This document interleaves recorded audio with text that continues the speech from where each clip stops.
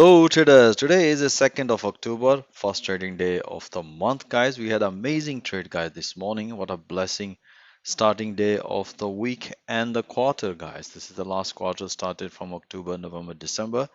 So let me share with you how I analyze the market in a Euro USD, and if you look at the 4-hour chart, that was a pretty straightforward as explained to my trader this morning, that if we see the price is going to respect, then possibility of long, otherwise short here. And if you look ahead, this candlestick pattern is giving us beautiful market, nicely respected here, beautiful short trade, first target hit, and that's what explained my traders time to enjoy some profit. And let me share with you how I analyze the entries. That was a pretty straightforward, as you can see here at the Asian session. This is the breakout we were looking, market nicely broken, and after the banking few pp's, as I explained, look for another pullback, which is a pretty straightforward.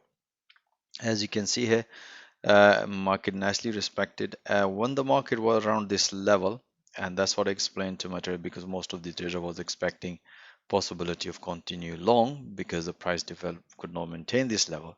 So to help my traders with the live analysis, and this is what I explained here based on this analysis, you can see I did another analysis, and that's what I explained to my trader.